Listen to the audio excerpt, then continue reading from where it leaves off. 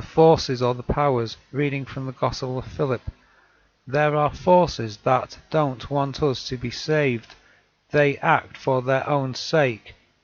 They is the powers or the archons, the Jewish priesthood. If we are saved, there will be no sacrifices, no animals offered to the forces. Yes, they made sacrifices to the animals.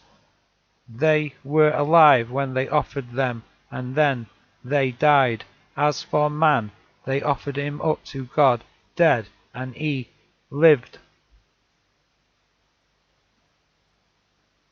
If we are saved, receive Christ in truth, the hope and glory, there will be no sacrifices. People would stop sacrificing their livestock in the temple. The priests would lose their power and wealth and control over the people. Yes, they made sacrifices to the animals, unenlightened people who blindly worshipped the creation instead of the Creator. They were alive when they offered them as animal sacrifices in wars in order to take or to protect the things they possessed, and then they died. They had not the truth and died as men. As for man, they offered him up to God, dead, and he came alive. The they is the powers or the archons, the Jewish priesthood. The man is the Messiah, the Christ. They offered him up to God, dead, and he came alive. Living animals were killed for the powers, the priesthood, which means that they are no longer alive but are dead. On the other hand, Jesus, who offered himself to God, had the reverse of this.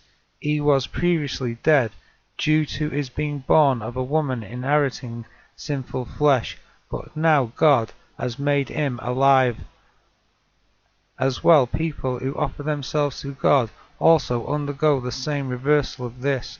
They were previously spiritually dead, but now God has made them alive.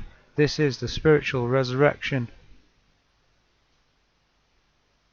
If all mortals were saved, there would be no more animals offered as sacrifices to the archons, for their power would be annihilated. Although these sacrifices were necessary until the great sacrifice of the Lamb of God, but since his sacrifice they are no longer necessary.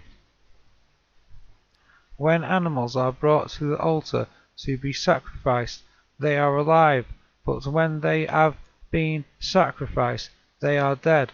The Lamb of God, however, although he was dead when he had been sacrificed, reversed the process so that now he is alive.